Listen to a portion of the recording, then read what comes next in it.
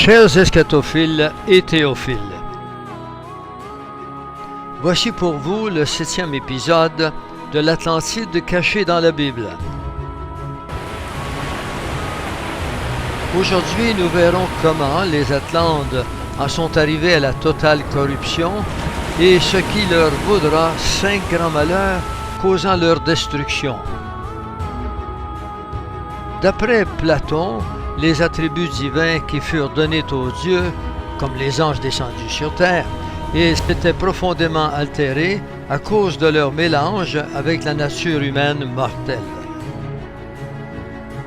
Nous avons vu que, quoique voulant conserver les vertus divines, les anges Atlantes finirent par être corrompus. Et la porte du péché s'ouvrit plus largement à la descendance née du mélange des anges au sang humain de Clito. Toute la race qui en découla fut corrompue, devenant incapable de vertu et de plus en plus portée à faire le mal. Le chérubin lui-même fut contaminé par la pensée humaine et l'orgueil prit racine en lui. Alors il commença à éprouver l'envie de se révolter contre le Créateur et désira se faire lui-même Dieu. En effet, Dieu dira au chérubin, « Arrière de moi, Satan, tu m'es en scandale, car tes pensées ne sont pas celles de Dieu, mais celles des hommes. » Matthieu 16, verset 23. Celui qui avait été jusqu'ici intègre et rempli de sagesse, nous dit Ézéchiel, et qui avait érigé des temples en l'honneur de l'Éternel, qui furent des merveilles architecturales, finit par être rempli d'orgueil et de crimes, et profana tous ces lieux saints agréés par Dieu. Estimant sa splendeur plus que toutes les vertus, il souilla sa sagesse. Tu as corrompu ta sagesse, ton éclat. Ézéchiel 28, 17. Par l'injustice de ton commerce, tu as profané tes sanctuaires. Ézéchiel 28, 18. Il se mit à poursuivre ses propres voies et désira de plus en plus de richesses. Il s'attacha à la vaine ambition de grandeur, lui ayant reçu tous les privilèges du Créateur, n'éprouvant aucune satisfaction en dehors de celle de se voir à la place de son Créateur. Si commit-il les crimes odieux d'arracher la vie du premier homme et la première femme, que le Créateur lui confia, afin qu'il en soit le guide, et blasphéma publiquement en ces termes, nous dit le prophète Ézéchiel.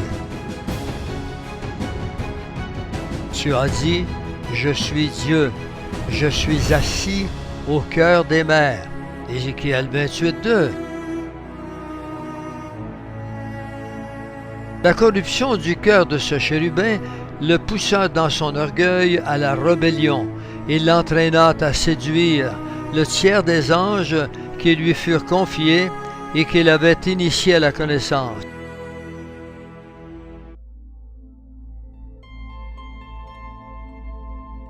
Ces anges, à cause de cette connaissance, lui vouèrent désormais la plus haute admiration. Cependant, d'autres anges, appelés dieux dans plusieurs mythologies, et vivant loin de l'Atlantide, sur les territoires en deçà des colonnes d'Héraclès, étaient, d'après Platon, demeurés les gardiens fidèles des lois divines données par le Créateur. Qui allait s'opposer au royaume du chérubin et lui livrer une guerre qui fut ordonnée par le Créateur. La présence de ce peuple d'anges est traduite dans le chapitre 28 d'Ézéchiel, où l'on parle des étrangers qui furent envoyés contre l'Atlantide pour livrer bataille contre le désormais royaume rejeté par Dieu.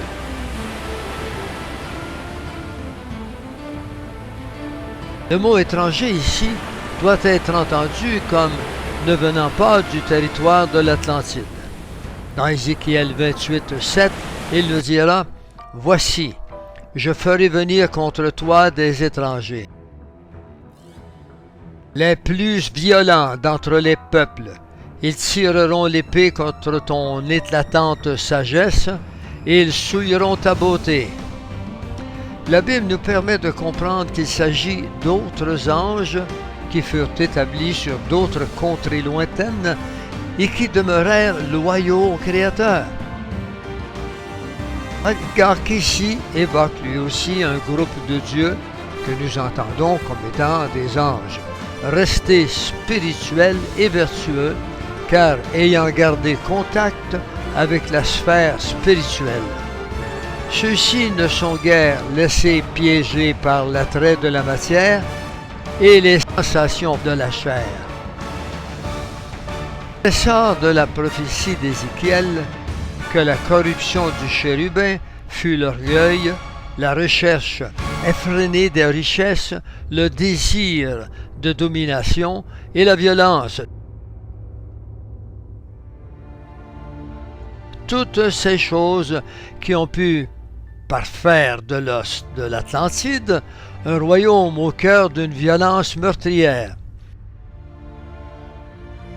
Par la grandeur de ton commerce, tu as été rempli de violence et tu as péché. Ézéchiel 28, 16. Lucifer régnait donc par la terreur, ce qui prouve qu'il avait abandonné la sagesse divine dont il était jadis le dispensateur et qu'il avait gardé jusqu'ici. Ésaïe parle du dominateur de la race des méchants, de celui qui ne relâchait pas ses prisonniers, et du vainqueur des nations en parlant de ses conquêtes du monde.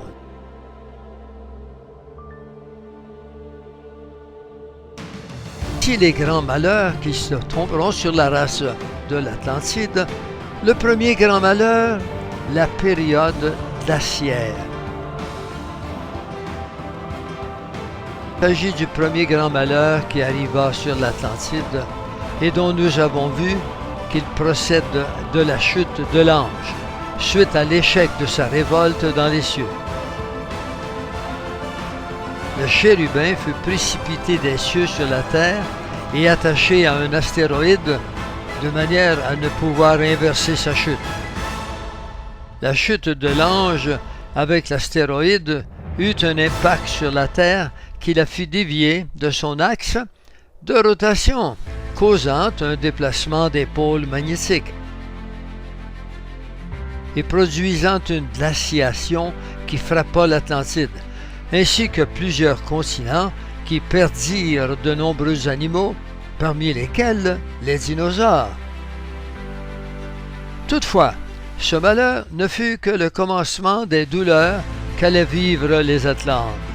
Immédiatement après cette chute spectaculaire du chérubin, les animaux, notamment les dinosaures, qui furent des herbivores, devinrent carnivores, éprouvant désormais le désir de dévorer la chair.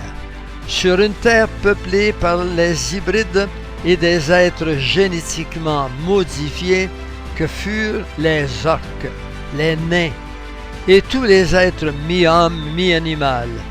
Ceci était le signe qu'une malédiction universelle s'était abattue sur la terre. Deuxième grand malheur, l'éruption du grand volcan. Face à cette chute humiliante sur la terre, le chérubin n'entendait pas se résoudre à perdre la face et abandonner son désir de gloire pour se soumettre de nouveau au Créateur. Il entreprit donc et désormais de s'attaquer à ce qui restait de l'autorité de Dieu sur la terre, et dont le grand symbole fut la montagne par laquelle le Créateur descendait dans son jardin en Éden. Cette montagne, appelée d'après Isaïe la montagne de l'Assemblée, et qui, nous l'avons vu, fut située à l'extrémité du septentrion, c'est-à-dire à l'extrême nord du vaste territoire de l'Atlantide. Je m'assiérai sur la montagne de l'Assemblée à l'extrémité du septentrion. Isaïe 14, 13. Cette montagne, au pied de laquelle le chérubin et les autres anges avaient tant de fois rendu un culte agréable à Dieu, devint alors l'objet de la convoitise la plus acharnée du chérubin sur la terre, à la suite de sa chute. C'est alors qu'il se lança de nouveau défi de siéger sur cette montagne. Isaïe 14, 13 nous le dit dans ces termes. « Je m'assiérai sur la montagne de l'Assemblée, à l'extrémité du nord. » Sachant son intention, l'Éternel fit monter un feu dévorant par des fissures du sol en dessous de la capitale Atlante, et le feu commença à dévorer tout autour de la cité. Ézéchiel 28 nous le dit dans ces termes.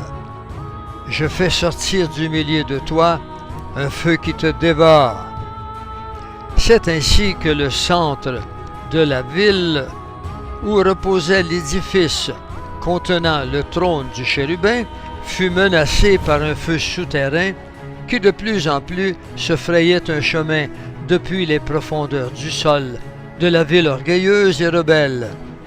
Alors, lançant toute son armée à la conquête de la montagne de l'extrême nord, ses légions d'orques, des êtres façonnés génétiquement, se mirent en marche groupées vers le nord. Mais, avant que ces armées du chérubin n'atteignirent l'extrémité nord de l'île, avant que ces légions d'orques n'arrivent à la montagne de l'Assemblée, cette dernière commença à gronder bruyamment. La montagne entra donc en éruption et cracha d'épais nuages de fumée sombres qui couvrirent le ciel du vaste territoire de l'Atlantide, puis atteignirent Poséidia, la cité d'Atlante, s'abattant sur elle, d'où la parole de l'Éternel prononcée par le prophète Ézéchiel. « Je te réduis en cendres sur la terre. » Ézéchiel 28, 18. Et pour fuir ce qui deviendra une tempête de cendres, les Atlantes évacuèrent la capitale Atlante, Poséidia, les uns par voie maritime, les autres par engins volants, dont certains furent proches de nos hélicoptères modernes. D'ailleurs, on a trouvé parmi les hiéroglyphes de l'Égypte des dessins de ces objets volants, témoignant de l'existence de ces engins propres à une ancienne civilisation des plus développées qui soient. C'est cette explosion volcanique remplissant de cendres le ciel Atlante qui a fait dire à de nombreux chercheurs que la première cause de la destruction de l'Atlantide fut une gigantesque éruption volcanique. C'est donc ce qui vient attester la Bible en Ézéchiel 28, le verset 18, confirmant la thèse de ces nombreux chercheurs. Et l'on peut comprendre pourquoi d'ailleurs une adaptation cinématographique de ce grand mythe par le célèbre réaliseur Walt Disney montre, comme nous le dit le prophète Ézéchiel, qu'un feu sous forme de larves volcaniques attaqua l'Atlantide par-dessous la ville. Je fais sortir du milieu de toi un feu qui te dévore. Verset 18. Ainsi, le texte d'Ézéchiel fait apparaître deux phases successives de ce qui fut le deuxième malheur qui s'abattit sur l'Atlantide afin de briser la fierté du chérubin, c'est-à-dire Poséidia, la cité corrompue. Le Créateur permit toutefois que la ville ne soit pas entièrement détruite, ainsi que tous ses habitants, donnant au chérubin le temps de se repentir et de revenir à lui. Mais tel ne fut pas le cas. Le chérubin fit embellir davantage la ville, il fortifia en agrandissant sa tour et en endurcissant son cœur davantage. Le reste du territoire de l'Atlantide, c'est-à-dire l'Éden, ce magnifique jardin offrait désormais un spectacle de désolation sous l'aspect couvert de cendres qui avait recouvert toute sa végétation. L'éruption volcanique s'était accompagnée de tremblements de terre qui affaissèrent le sol, laissant pénétrer la mer sur le continent. Ainsi, de vastes territoires devinrent de profonds marécages, et plus de la moitié du territoire de l'Atlantide se perdit sous la mer.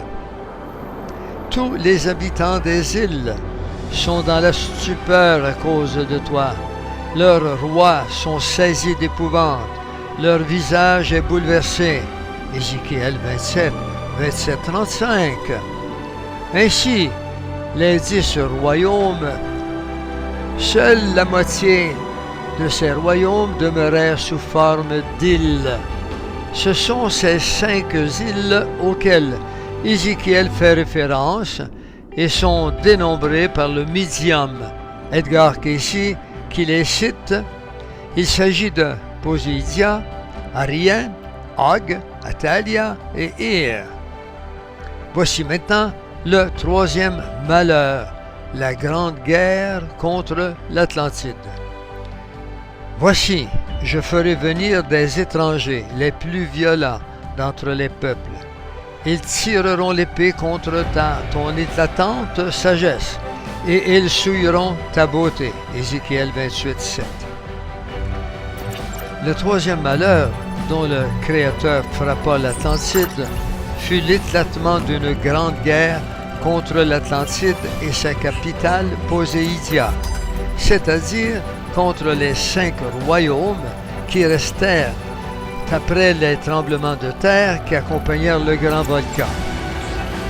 Ces étrangers sont un peuple d'anges habitants de la terre, mais qui, contrairement aux Atlantes, avaient demeuré dans l'obéissance aux vertus et aux principes du Créateur et le culte d'adoration qu'ils avaient appris du chérubin.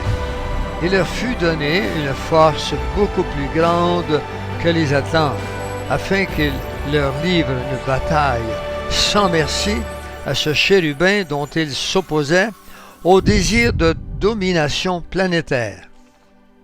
Le Créateur poussa donc un peuple d'anges guerriers venus des terres lointaines pour exécuter son jugement contre l'Atlantide. Et tout comme Ézéchiel, Platon raconte au sujet de l'Atlantide qu'une guerre éclata contre sa capitale, menée par un peuple vivant en marge du territoire des Atlantes, sur la côte méditerranéenne, et que le philosophe identifie comme les ancêtres du peuple grec. Ouvrons à présent une parenthèse pour voir que l'on peut trouver une trace de cette guerre passée. Dans le livre, Enoch nous parle de façon très détaillée des anges appelés les fils de Dieu, qui descendirent sur la terre afin de prendre pour femmes les filles des hommes. L'histoire est mentionnée brièvement en Genèse 6, entre les versets 1 à 4. Ces anges engendrèrent avec les filles des hommes des enfants qui devinrent des géants appelés des Néphilim. En Genèse 6, 4, ces géants, cette race impie, parce que mi-ange, mi-humain, devinrent les vaillants héros de l'Antiquité, connus notamment dans la mythologie grecque.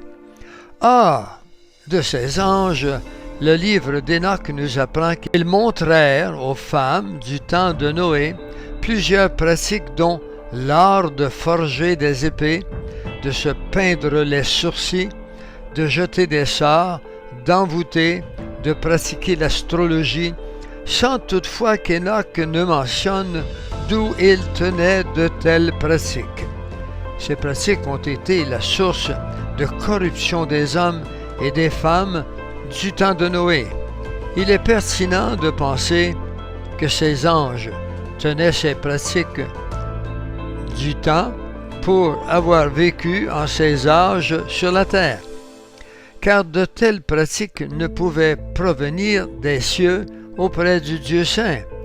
et cela nous permet de conclure que ces anges seront ceux qui échappèrent à l'Atlantide en restant loyaux au Créateur et qui devinrent lors de la création adamique afin de garder et veiller sur la terre. Nul doute que ces pratiques trahissent qu'il s'agit des anges qui furent autrefois envoyés par Dieu pour attaquer l'Atlantide.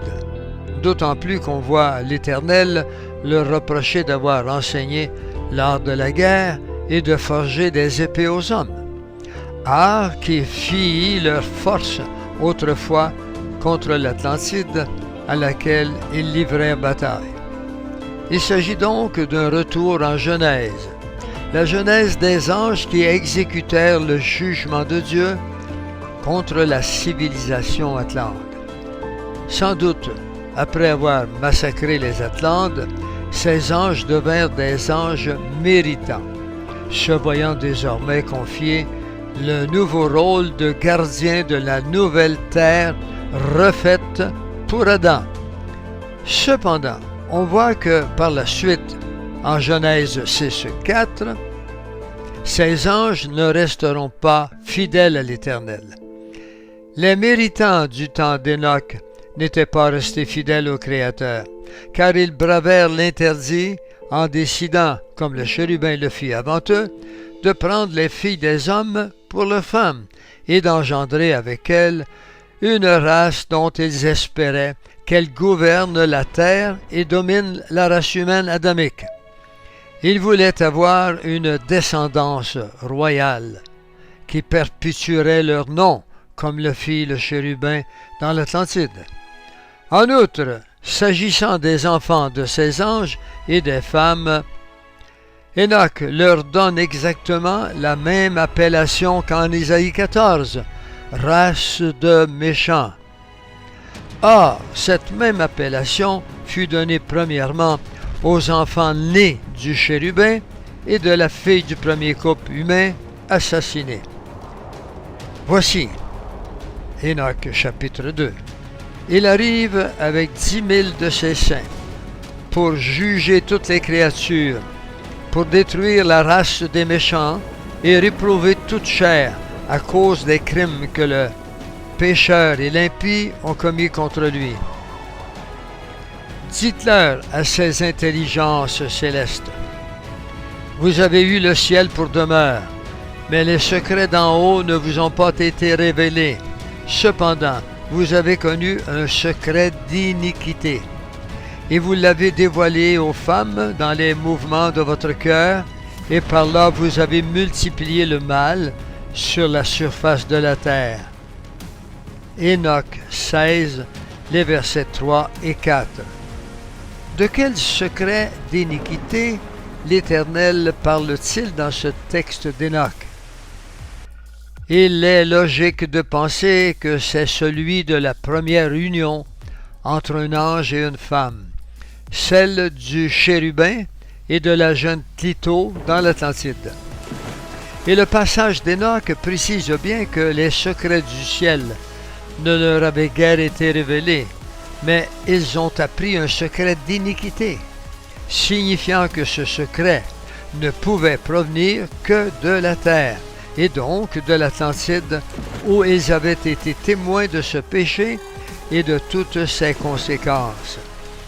Ces anges étrangers d'Ézéchiel avaient gardé les vertus divines, mais aussi le don d'incarnation, qui est celui de pouvoir se manifester en chair, et ce jusqu'à la nouvelle création sous Adam.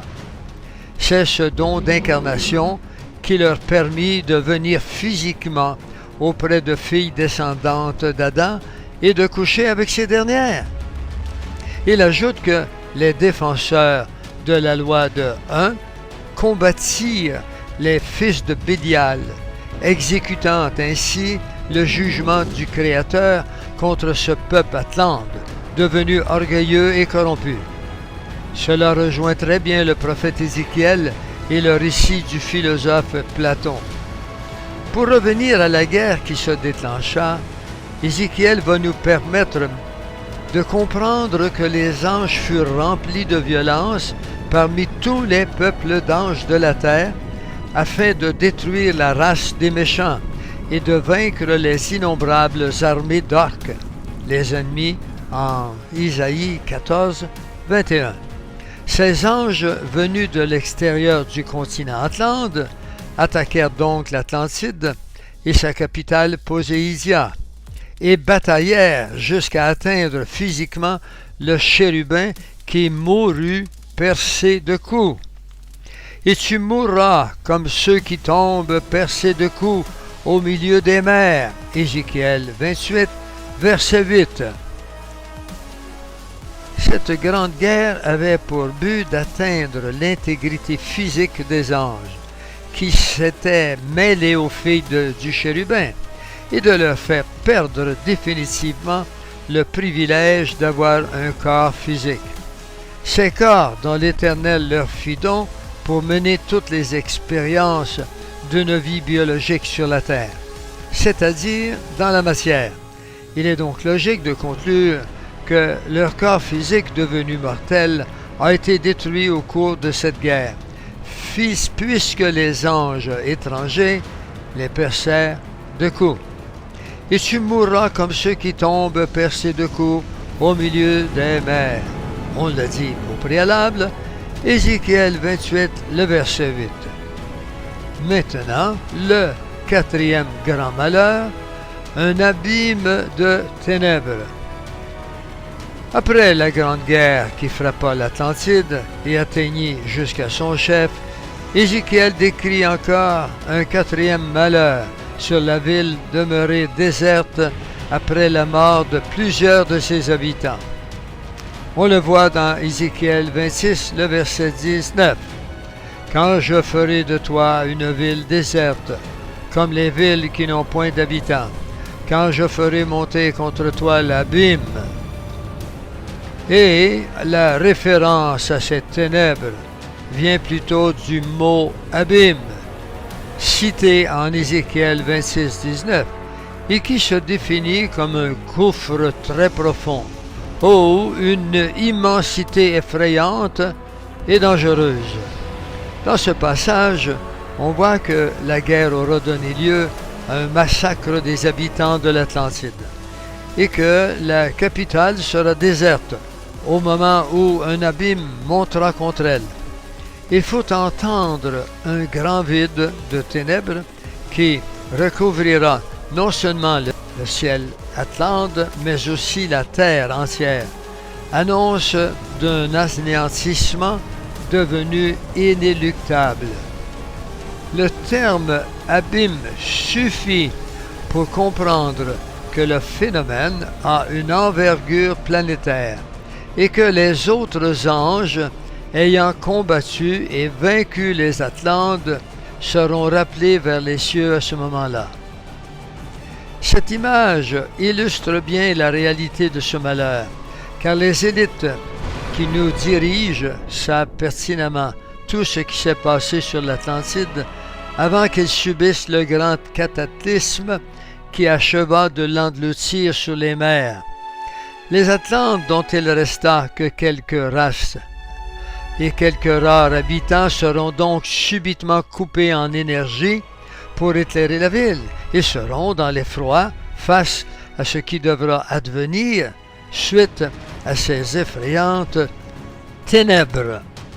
Ces ténèbres remplissant l'abîme vont paralyser l'éclairage de la capitale Atlante, dont la source principale d'énergie provenait de la captation par le cristal de l'énergie du soleil et des étoiles.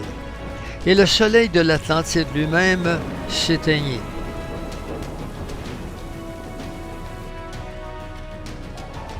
Voici le cinquième malheur, englouti par les eaux.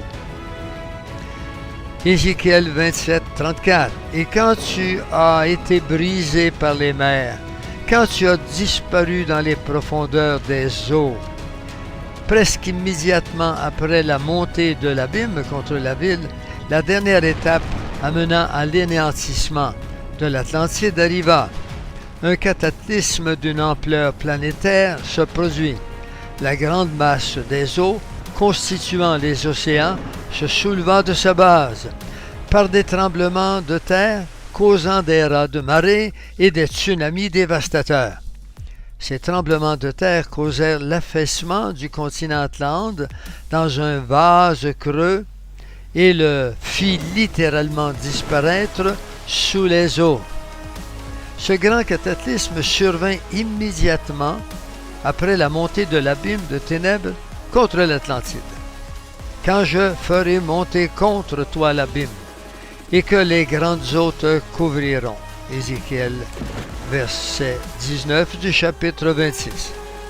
Ce malheur a vu tout ce qui restait du continent Atlante sombrer littéralement sous les mers, notamment les 5 îles, dont l'île de l'Atlantide.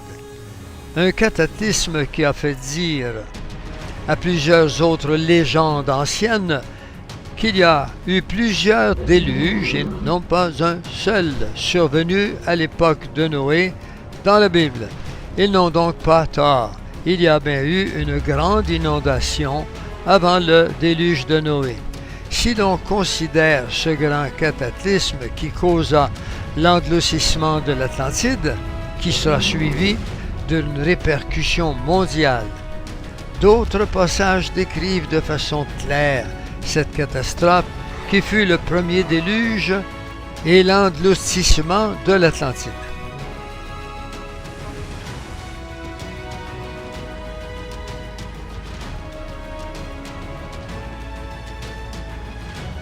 Tous les hommes de guerre qui sont chez toi et toute la multitude qui est au milieu de toi tomberont dans le cœur des mers au jour de ta chute. Ézéchiel 27, le verset 27. Dans ce passage, il ne s'agit pas de la chute du chérubin, mais plutôt celle de la ville qui portait son nom et qu'il voulait glorieuse et éternelle. Ézéchiel 27, 34. Et quand tu as été brisé au fond des mers, quand tu as disparu dans les profondeurs des eaux. Ce passage conforte très bien cette idée que l'Atlantide soit au bord des mers, où il a été plongé pour ne devenir qu'un mythe et une légende. Tu es réduit au néant et tu ne seras plus à jamais. Ézéchiel 28, verset 19. En outre, un autre passage d'Ézéchiel montre que ce cataclysme est concomitant à un autre. Il s'agit d'un vent de l'Orient qui va s'abattre contre cette cité. Au moment où les eaux vinrent pour submerger ce qui restait du continent de l'Atlantide. Un vent d'Orient a brisé au cœur des mers. Ézéchiel, chapitre 27, verset 26.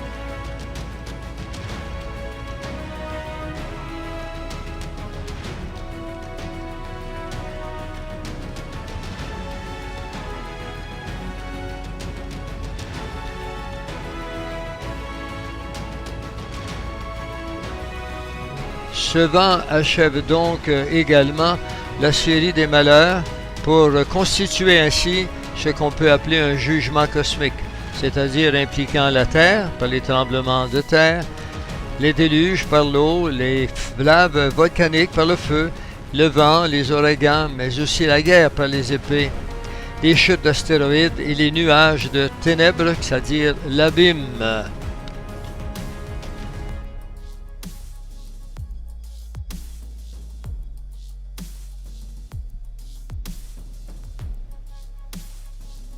Chers eschatophiles, ici se termine le 7e épisode sur la destruction de l'Atlantide.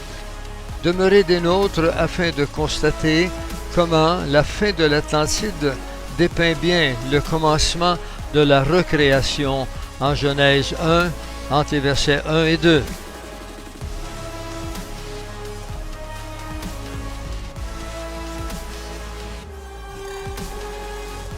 Voilà votre narrateur, Pierre Gilbert.